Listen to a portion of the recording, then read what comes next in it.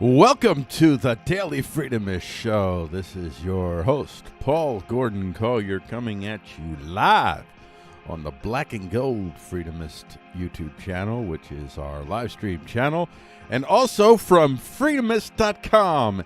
And I encourage all of you to head on over to Freedomist.com, where you can see all kinds of stories, and you'll see multiple links to multiple versions of the same story, so you can make a much more informed decision about what's going on. Because as you well may have figured out, the media, generally speaking, whether it's left, right, or otherwise, generally speaking, is not your friend. So you need to take it in, all of it, all of the links, to make an informed decision about what's really going on in your world as possible. This is news and intelligence for free people, accurate, timely. And let's just look at a couple of stories that we won't be talking about today. Well, we won't be talking about it today because we're just not going to get to it. We got Germany's next PM already calling for creation of European Union Army. The human that's an editor's choice report for today. Then we have the human brain can be made a digital brain, scientists claim. That is a future headlines report. And we have let's see what else here. Iran leak exposes fanatical Revolutionary Guard in charge, and we will be talking about that leak in one of the stories that we're going to cover. And there we go. Those are just some of the stories that you don't get to talk about or listen to here on the Daily Freedomist Show because you can't get to it. So go to Freedomist.com, and when you do, click on that Newswatch page link right in the upper right corner, and you can scroll on down and you can see all the stories that we're going to cover today, plus so much more. And throughout the day, keep coming back because this page gets updated throughout the day. Make this page your new Drudge site. This is better than Drudge because we're not beholden to any corpo state nationalists or factionalists for that matter. We're freedomists. We're Christians representing ourselves in the civic, seeking to live out as much as we possibly can the justice of God, not the justice of man, and to testify that justice through the news. And with that in mind, let's get ready for our first story.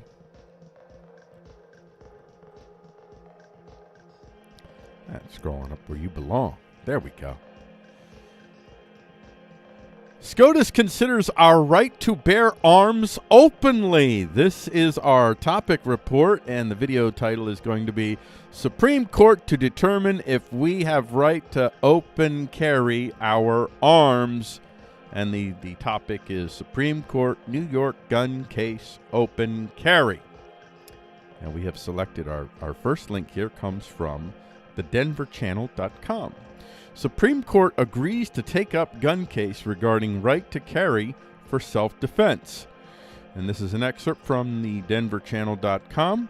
The Supreme Court has agreed to hear an appeal to expand gun rights in the United States in a New York case over the right to carry a firearm in public for self-defense. The case will be argued in the fall and marks the court's first foray into gun rights since Justice Amy Coney Barrett came on board in October, making a 6-3 conservative majority, allegedly.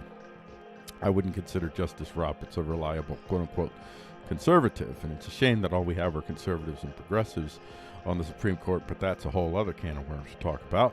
The justices said Monday they'll review a lower court ruling that upheld New York's restrictive gun permit law, and this is connected to, as we said, it's connected to the right to bear arms.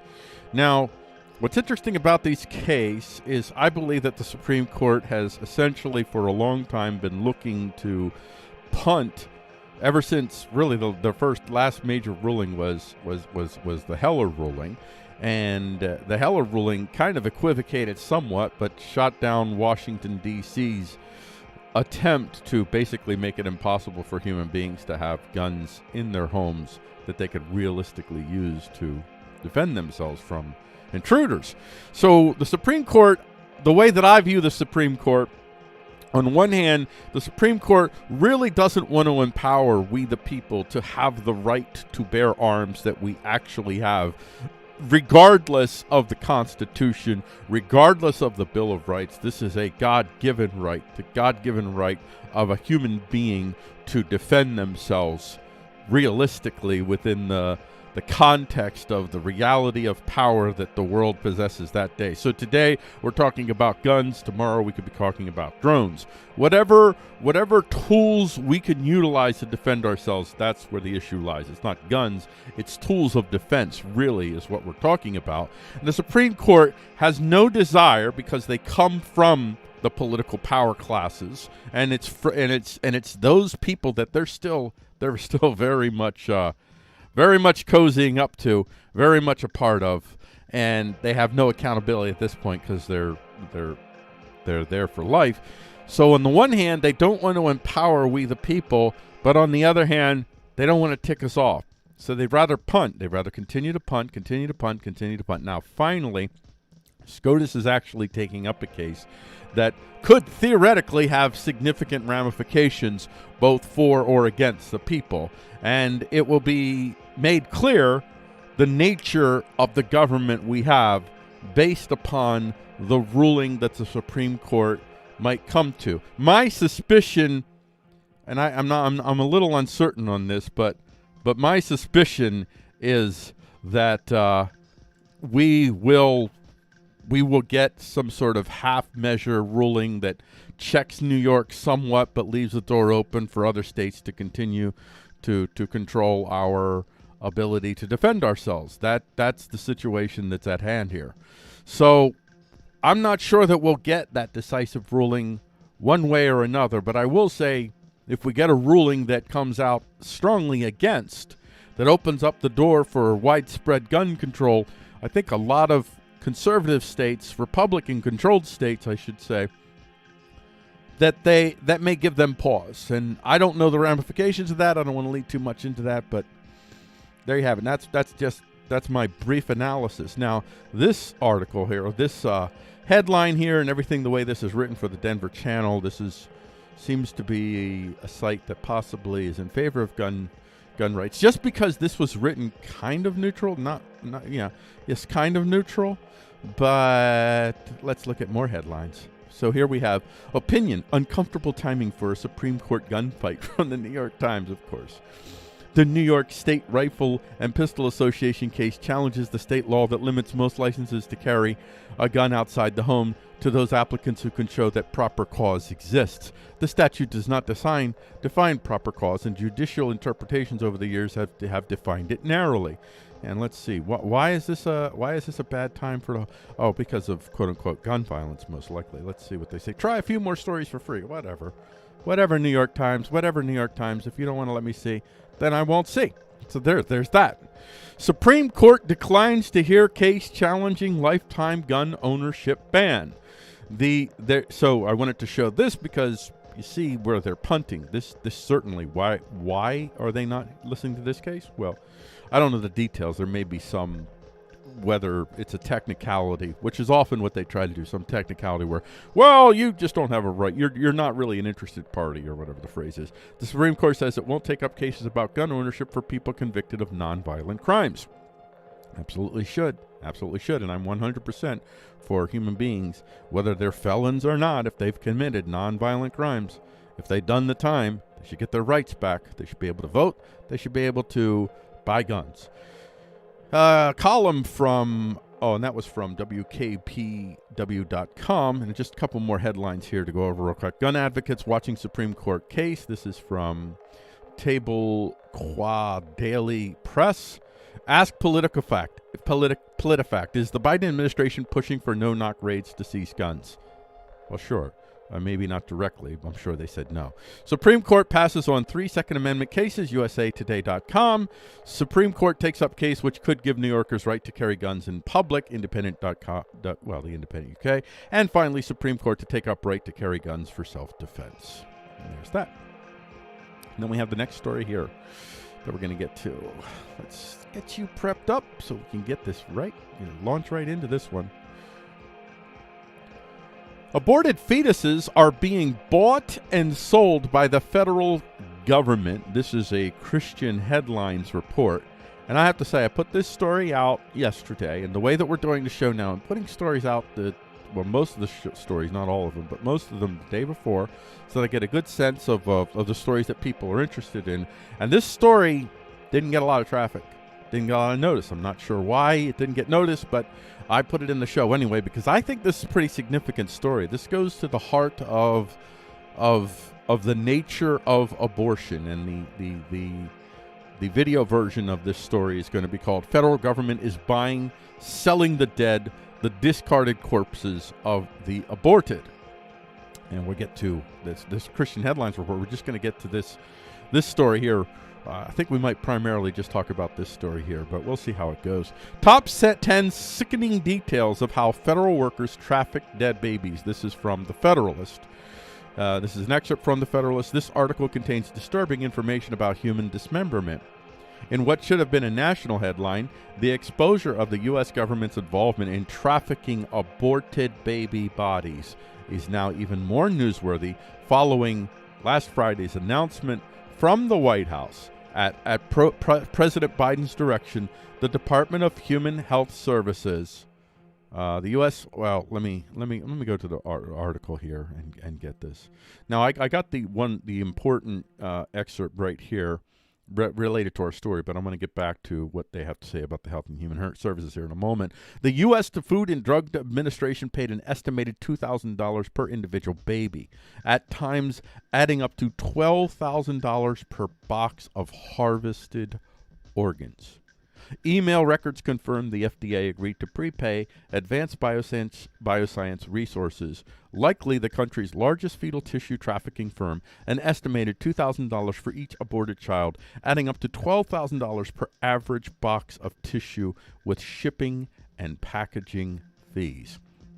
I'll get back to what they had to say about in the beginning here. At President Biden's direction, the Department of Health and Human Services reversed the Trump administration's policy protecting preborn Americans from the callous dehumanization of organ harvesting and further desecration of their bodies in research disguised as science. Just imagine if you're one of the human beings who derive your living from going around and collecting the dead bodies of fetuses, and how whenever you start to make money doing anything, like I am getting paid to do this job, so there's a certain amount of ownership on me that getting paid to do this job puts on me. A certain amount of entanglement that happens where I'm compelled to continue to reinforce whatever beliefs, habits, presumptions are connected to the type of stories that I'm deriving my living from sharing with others. And imagine now, that's something that I'm kind of wary of, I'm kind of careful about. I don't know how as I'm careful as I should be or could be, but at least it's something that I attempt. But imagine if you're a human being that derives their living from going around and collecting the dead body parts of aborted fetuses, and how much you are entangled into a system that relies on the perpetuation of human beings coming to a decision to have their child terminated by another human being through a brutal process of hacking and cutting and tearing and sucking out. Imagine if you're that human being, how does that human being even sleep at night? What kind of moral constructs have you built in your head to allow yourself to escape the eternity that God has put in you? This is Ecclesiastes 3:11. He has made everything beautiful in its time. Also, he has placed into man's heart eternity, yet so that he cannot find out what God has done from the beginning to end. The eternity that you have in your heart, as I see it, is this is God's truth. This is where you get your morality from, whether you believe God or not. This is to borrow from the presuppositional apologist. And I'm not necessarily a presuppositional apologist, although I do recognize a lot of truths that they share. This is the truth that you have in you. And the nature of abortion is absolutely Baal worship. Baal demanded that your children be sacrificed. Baal, a false god, a god invented by human beings, not a real god like our Lord. And what you end up with here is basically an upside-down Christ sacrifice. Christ was the perfect sacrifice.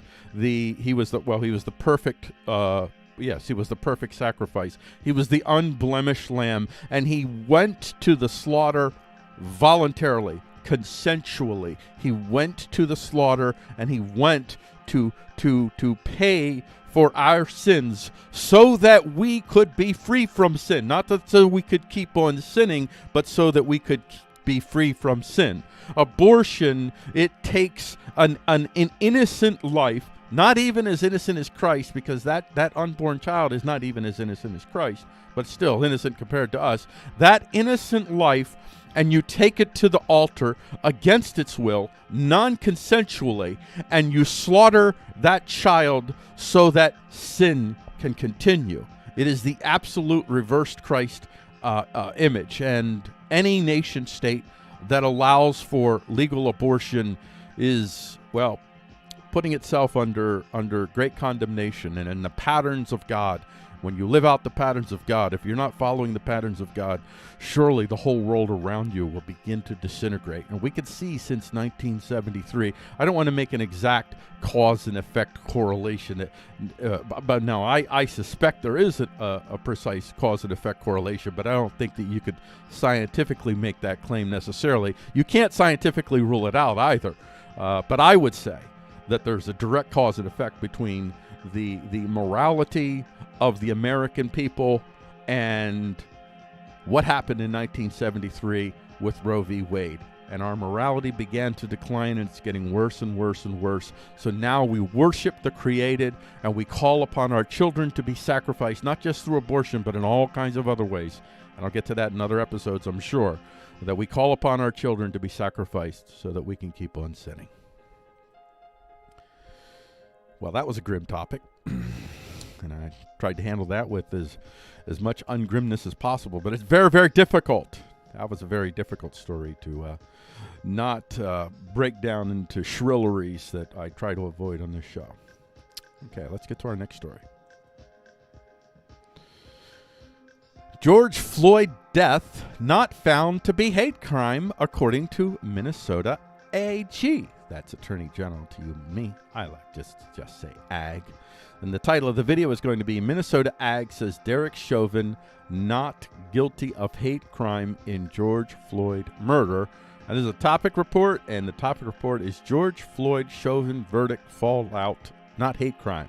And we're going to talk about more than just the hate crime thing here, because there's more angles that are unfolding. And this is one of these complicated stories. And I want to point this. I want to say this before I get to the first story here, or the first link that I'm going to talk about with this topic. And that is, when you look at a video, one of these cop shooting, where somebody dies or somebody's roughed up or whatever it is, where some human being experiences some level of physical alteration due to altercation with the cop. Ask yourself, when you look at that video, place yourself in that video, but even worse, well, even more jarring, I think, place one of your dearest loved one that you have in your mind, place them in that video, and you could get to a lot more clarity, a lot more perspicacity when you put your loved one in that video and trying to figure out whether this is something that society should be okay with or not. And when I do that, when I put one of my loved ones where George Floyd was, I understand all the things that led up to it, and I wouldn't defend my loved one, some of the things that happened there. Choices made by George Floyd, bad choices made by George Floyd. But still, even with those bad choices, and I would consider all the bad choices that led up to this, I find myself enraged. I find myself, if that was my loved one, if that was my wife, because I would say my wife, my daughter, if that was my wife or my daughter in that video, blood would shoot out of my eyes. So there's that tells me, for me at least, and emotionally, emotions aren't necessarily, they shouldn't be your 100% guide, but nor should you dismiss them entirely, because emotions are a form of heuristic knowing, I believe. And there is some heuristic knowing going on there that tells me whatever the letter of the law is, whether Chauvin did this, violated the law or not, you don't want a police department that does what happened to George Floyd, to roam the streets. if you put your loved one in that place. You don't want your loved one to be in a place where George Floyd was. Now, what's happened here with this link from the Insider, this is for Yahoo News Insider, their title is Minnesota's Attorney General says there was no evidence to charge Derek Chauvin with a hate crime in the murder of George Floyd. Minnesota Attorney General Keith Ellison. Now, this Keith Ellison, remember, Keith Ellison is a pretty, I hate saying far left because they're really the far right left. They use all of the tactics and authoritarian moral supremacism of the far right, but they use it in alleged service to quote unquote leftist concerns. So when he's saying this, he told 60 Minutes in an interview aired Sunday that there was no evidence that Derek Chauvin's murder of George Floyd last May was a hate crime. When interviewer Scott Pelley asked Ellison whether the murder was a hate crime, the prosecutor replied, "I wouldn't call it that because hate crimes are crimes where there's an explicit motive and bias. We don't have any evidence that Derek Chauvin factored in George Floyd's race as he did what he did." And that might very well be true, and that probably is true. I don't think that I don't think we have evidence to suggest, as far as I've seen, that Derek Chauvin is a racist, that this is a racist hate crime. But I will say that there is, I believe, a degree of there's more fear among cops of black people than there are white people.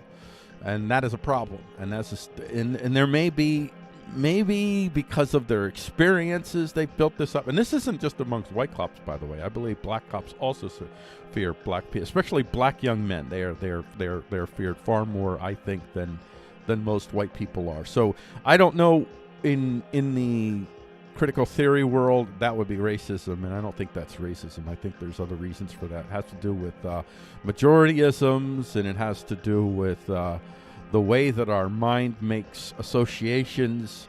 Like, for instance, we make cause and effect connections, and we make them cause and effect.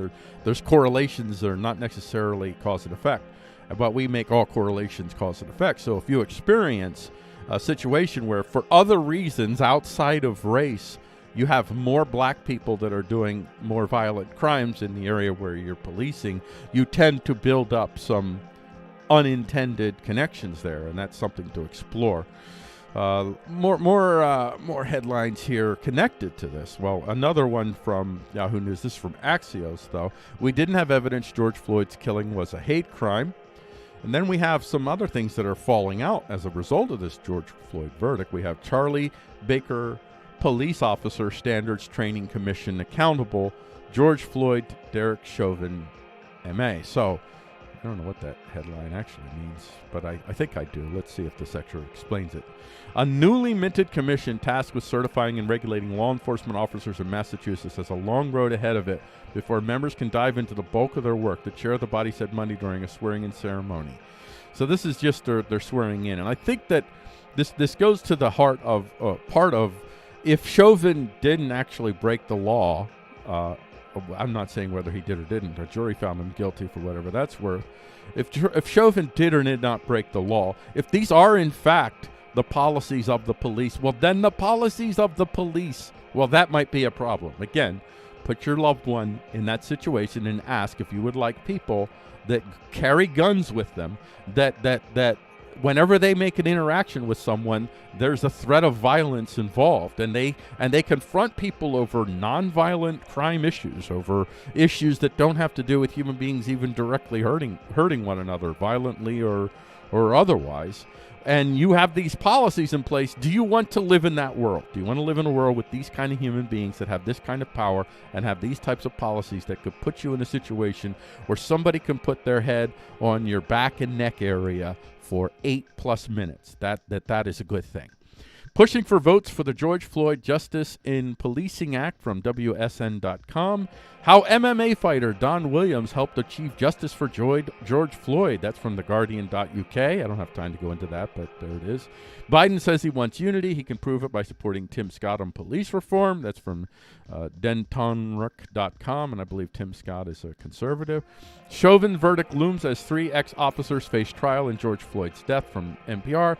And finally, community damaged after after George Floyd's murder wants to decide how it rebuilds. More than 130 businesses were damaged or destroyed, none of which should have been damaged or destroyed. Unjust. If you were part of that, I don't care if the George Floyd death was unjust. You were not just in doing what you did. All right. Moving on to the next story. Now, this story is kind of the other side. Well, George Floyd is more of a murky issue. It's not really, to me, it's still not cut and dry the degree to which Chauvin should be held accountable, or I believe he should be held accountable. Well, I don't know if he should be held accountable for murder or not, a second-degree murder. I don't know if that was the right verdict or not.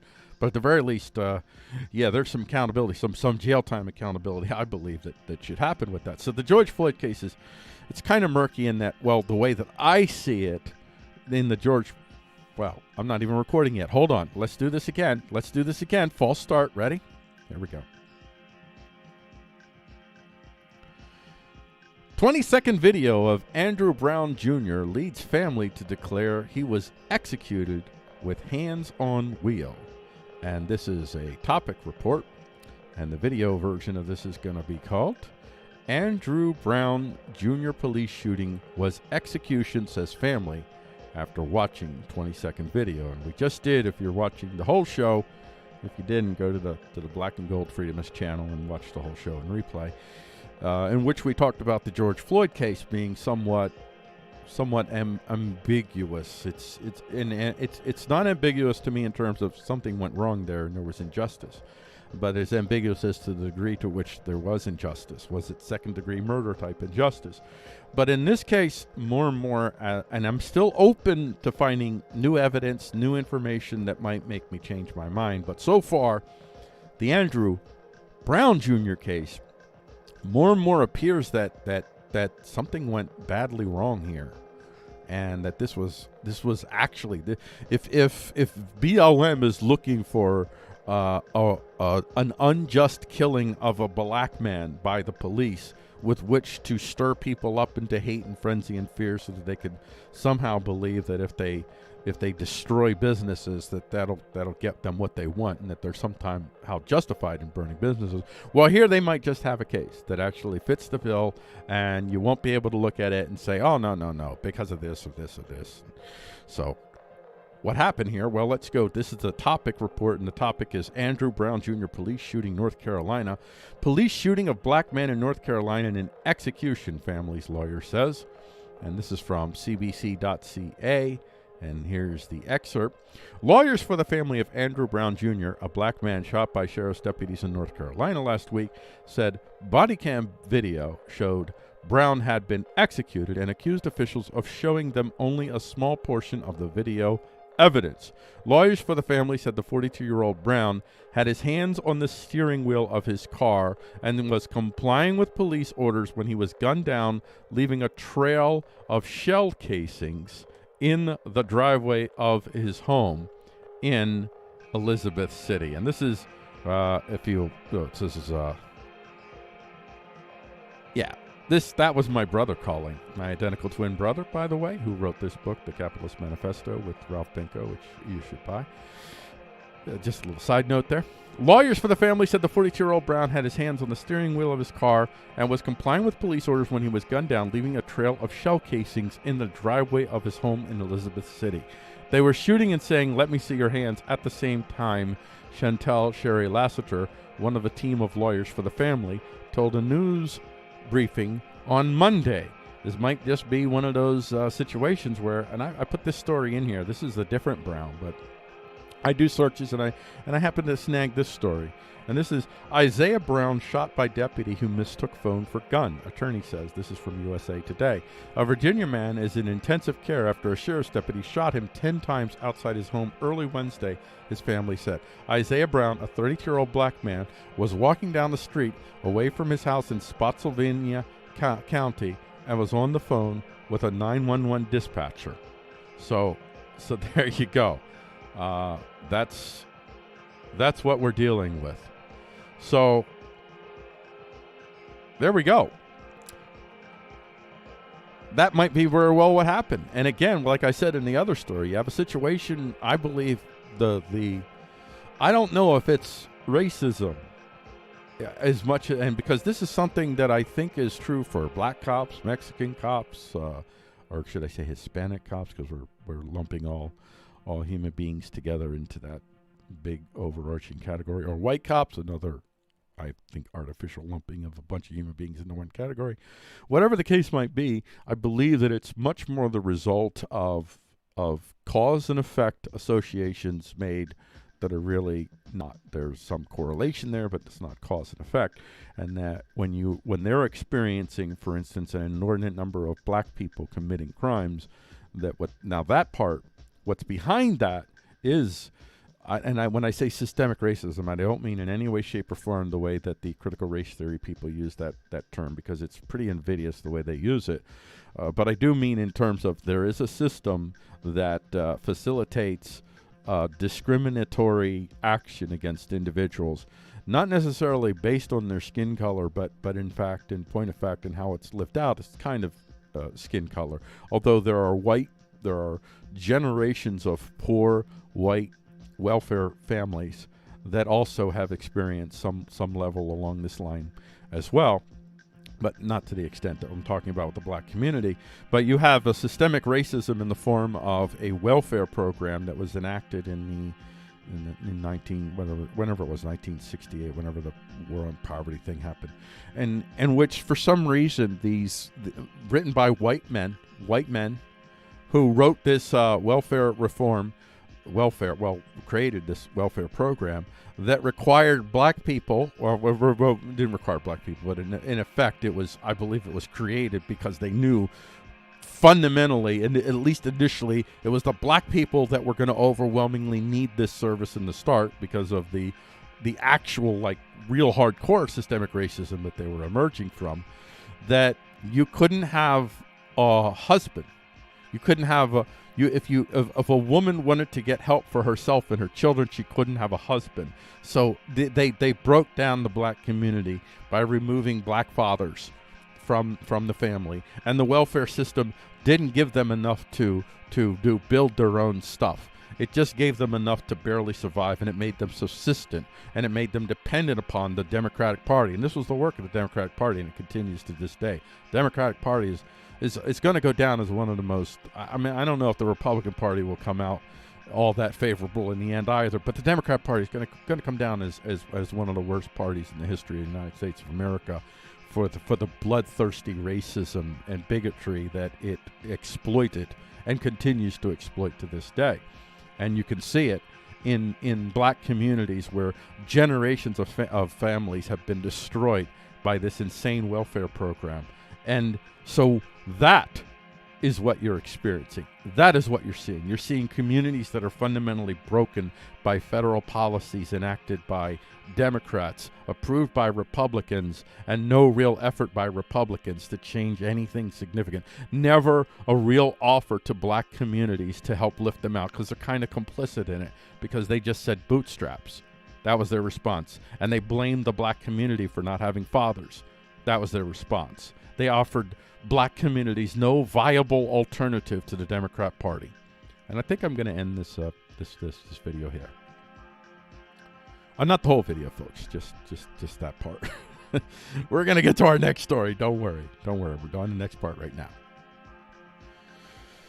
Kamala wants the United Nations to solve the border crisis problem Biden caused. This is a Topic report, and this I'm going to call this video, VP Kamala Harris begs UN to rescue U.S. from border crisis triggered by Biden policies. And the Topic report is Kamala Harris, border crisis, United Nations. And there she is. She looks so happy there if you're watching the video. She looks so wonderful and joyful in her little smuggeries. I'm not supposed to loathe a human being, and by God's grace, I will find a way to overcome that. But I can at least say I loathe what she does. I loathe what she represents. I loathe the privilege that this woman came from, and how she came from such privilege, and now in the position of the supremest privilege in the land, well, next to Biden, she continues to browbeat and moral supremacize to we the poors, as if we haven't suffered enough, as if we haven't experienced enough diminishment compared to her privilege to dare dream that we might have a good life in the here and now. So this woman, she represents so many things about what's going on in this country that I grieve over. This top story here, link, is from Red State. Kamala Harris plans to get on her knees and beg the UN to handle the border crisis. I like what they write here. Oh, by the way, Red State is as I put out here, they're a conservative right group, but as conservatives go, they're less offensive than many other right-leaning sites. I'm not saying that they're not given to their shrilleries and their own manipulations, tickling the ears of people rather than speaking hard truth and pragmatic truth. But as these conservative sites go, they're one of the least offensive. Alleged border czar Vice President Kamala Harris appears to alleged border czar. That's a good phrase. Vice President Kamala Harris appears to be already bored with her new role. Almost 3 weeks after President Joe Biden announced that he was tasking her with getting the migrant crisis under control, she seems ready to delegate that task to the international community. Perhaps she's got better ideas, or I don't know what to say. So what is her solution? Based on her conversation with media activist Dana Bash, she wishes to outsource much of the effort to the United Nations, which is the very paragon of competence and morality. The United Nations, which recently they allowed Iran to sit on a panel, to sit on whatever committee panel, whatever it's called, a women's rights panel. Iran. The mullahs in Iran will arrest women for not wearing for wearing things that fall outside of the very, very extremist Islamo-fascist dress code, and yet the United Nations let them on that board. So that's what we're talking about. That's the United Nations. We're going to be increasing the I tell you what the United Nations really is. It is, well, what it is becoming. It is really becoming more and more the play tool of the corpo state nationalists. On one hand, the corpo state nationalists on the one side, which are enemies of the American King Bill of Rights, and on the other side, actual traditional nationalists like China and Russia. And they're just basically tools for these organizations to undermine human liberty the world over, and to give it a nice little moral flavor of we're healing the world, we're feeding the poor, whatever crap they use to justify their thuggeries. So she says here, we're going to be increasing the requests that we're making of our allies in the United Nations, Harris said. This is about the Western Hemisphere. We are a neighbor in the Western Hemisphere. We have the capacity to actually get in there if we are consistent. Part of the problem is that under the previous administration, they pulled out essentially a lot of what has been the continuum of work, and it essentially came to a standstill. I'll look at a little bit more for this one. So let's see here. So what is her solution? Okay, I read that. Harris continued, insisting that the United States must institutionalize and internationalize the migration issues. Institutionalize and internationalize. That's a lot of gobbledygook, meaning nothing.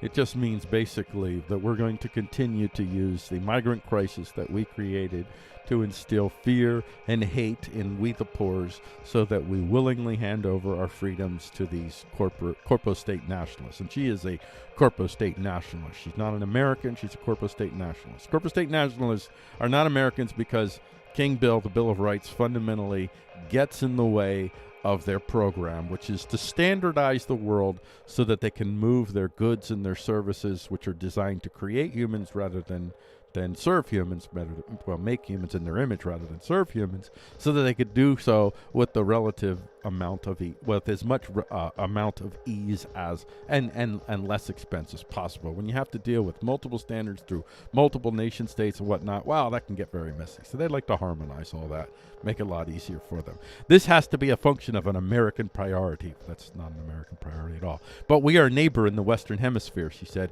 noting that she has been working with U.S. Ambassador to the UN, Linda Thomas Greenfield, to obtain help from the international community. This is the ambassador to the UN, Linda Thomas Greenfield, in another story that I covered, that in front of the UN basically told all of our enemies that America is basically a racist nation built upon white supremacism.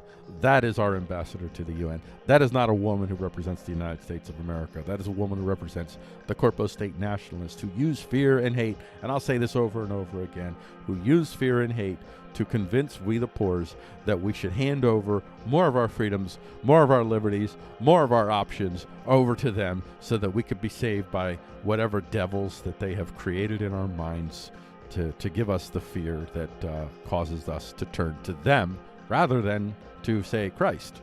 Turn to Christ. Christ rules through life, not death. And these people fundamentally rule through death. Just like the Pharisees plotted to kill Lazarus after Jesus raised Lazarus from the dead, because anybody that can conquer death is fundamentally a threat to their well-being. That's who these people are. And I'll end this video there. Not the video of videos.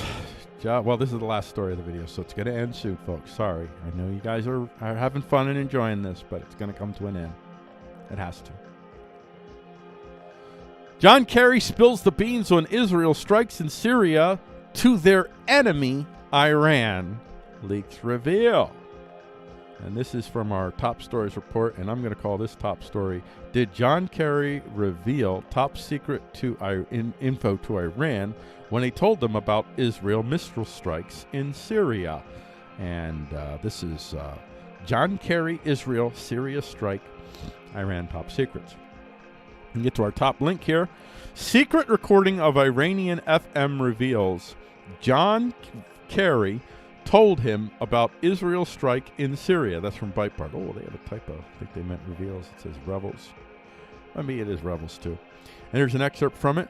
Former U.S. Secretary of State John Kerry allegedly informed Iran that Israel had carried out at least 200 covert strikes against Iranian targets. Iranian Foreign Minister Mohammad Javad Zarif revealed in a leaked recording obtained by the New York Times.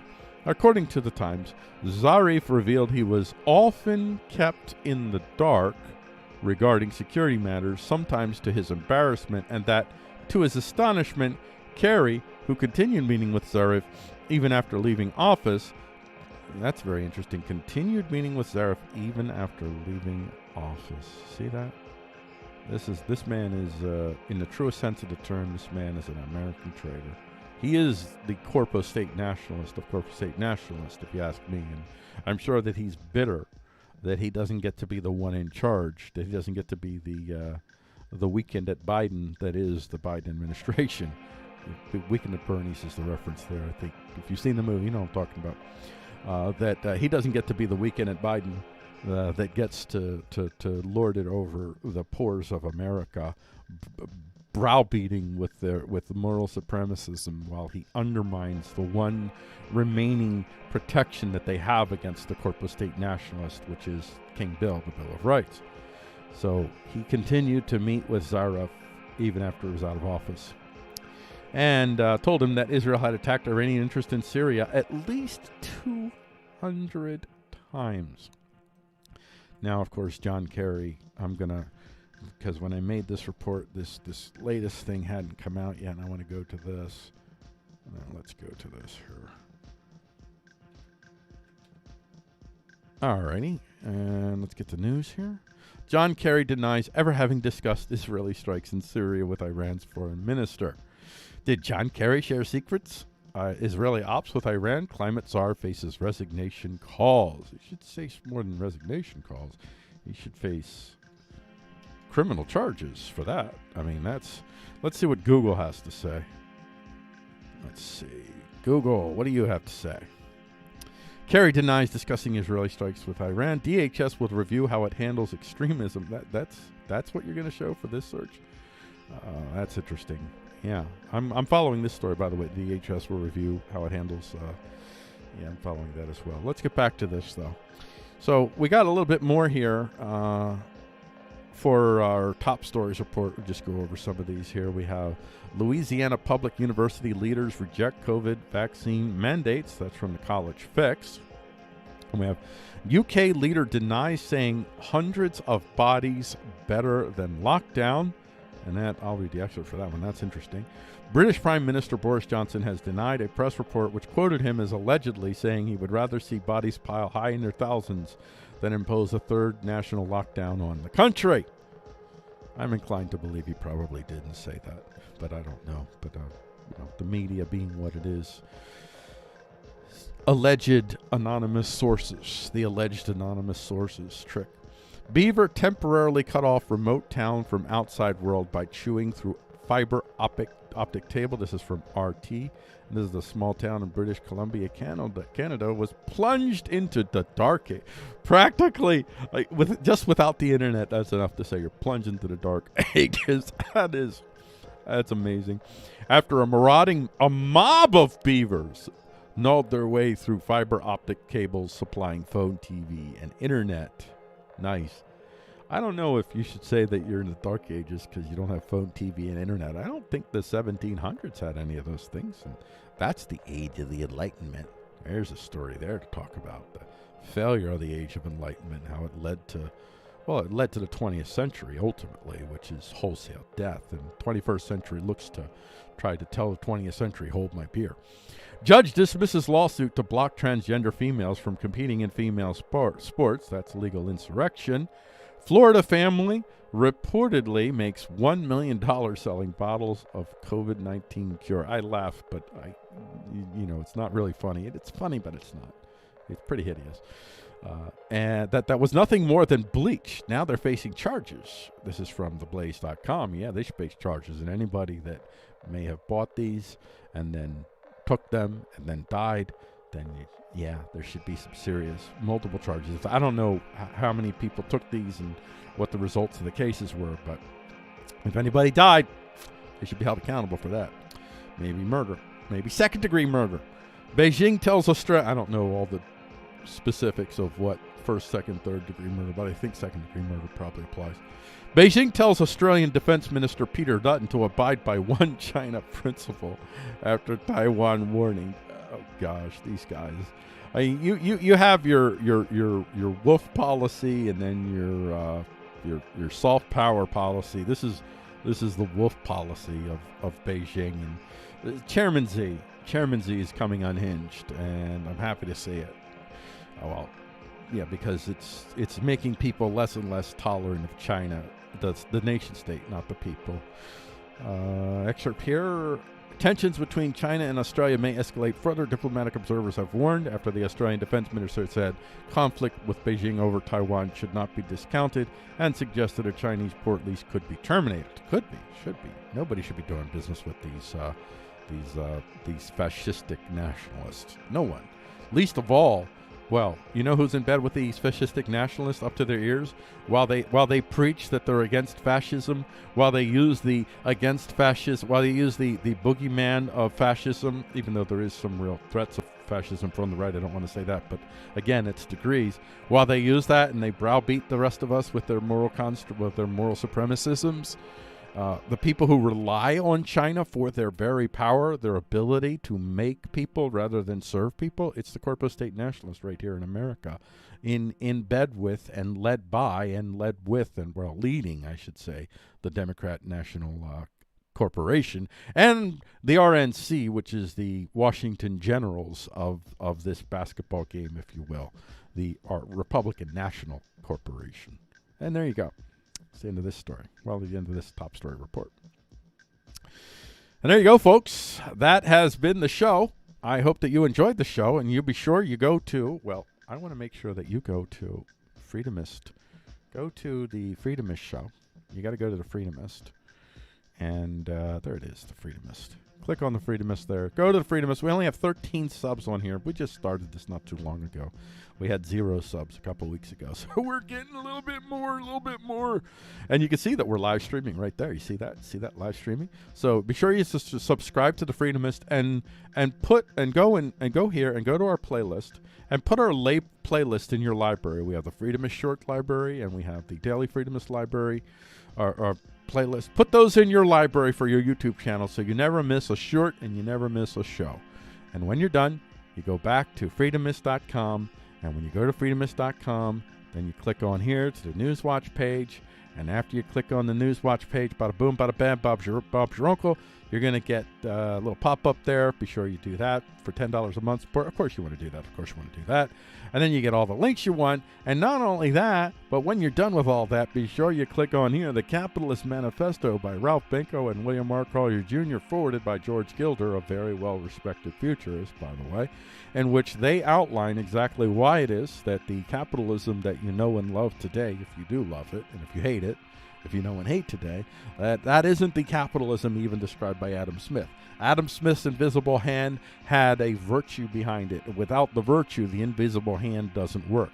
And we lack the virtue. We have quote-unquote capitalists, the corpo state nationalists, who come from this pure this unmoral capitalism where profit really is king, where human beings are commodity, where human beings are not made in the image of God, so you don't treat human beings as you treat yourself. That type of quote-unquote capitalism is not capitalism at all. You can call it crony capitalism as they do, or you could just call it market authoritarianism. That's pretty much what I call it, market authoritarianism. So be sure to buy the book, and it'll open your eyes. It'll open your eyes. And with that, I'm going to say, I'll see you tomorrow about the same time, 7 a.m. I think is when I want to do this show. And we'll do this all over again. We'll see what the world has to